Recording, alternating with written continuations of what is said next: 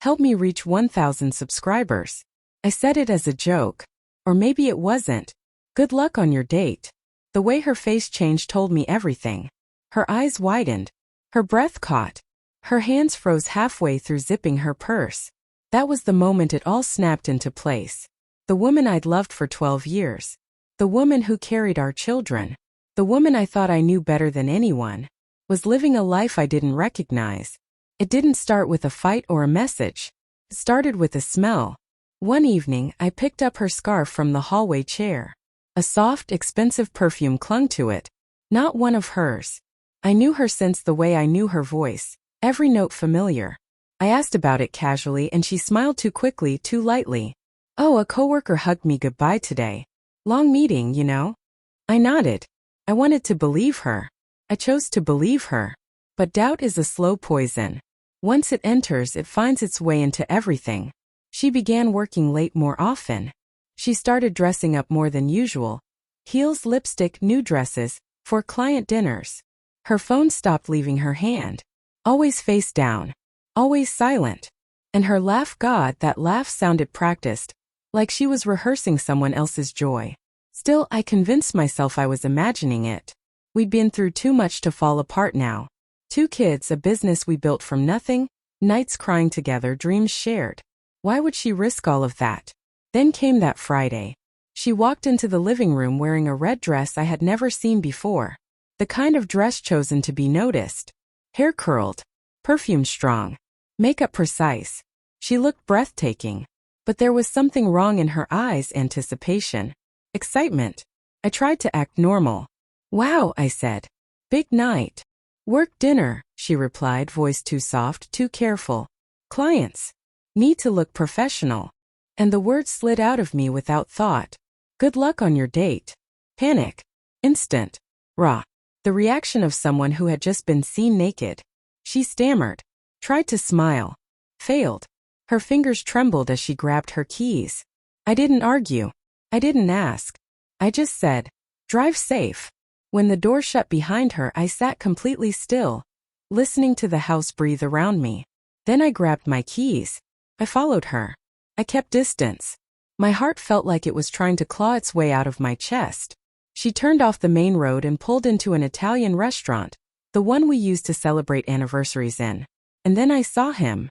A tall man in a suit waiting at the entrance, smiling like she was the highlight of his life. She walked up to him. He leaned down and kissed her cheek. Familiar, comfortable. I drove home in silence. I don't remember the road. Or the lights. Or breathing. I didn't confront her that night.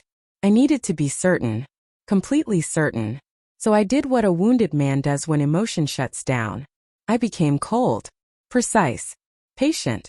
I collected everything. Phone logs. Screenshots. GPS history. Receipts. Pictures. Each new piece felt like being stabbed in the same spot over and over. But I didn't scream. I didn't accuse. I didn't let her see me break. We owned a small business together. An event planning company. I had built the operations. She handled the money. That was her trust. And that became my leverage. Quietly, I met with a lawyer. Moved the business assets into a new holding company that listed only my name. Restructured ownership. Left everything legal but untouchable to her. When the time came, I waited for the right moment. A Sunday morning. Sunlight through the kitchen window. She walked in humming, pretending to be the same woman I once woke up next to. I handed her a cup of coffee. You don't have to lie anymore, I said.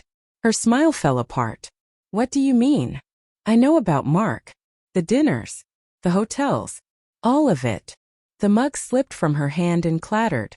You went through my personal things. No, I said. I went through the truth. She tried to deny it, then defend it, then cry about loneliness, stress, feeling unseen. They always do. But betrayal doesn't come with sympathy.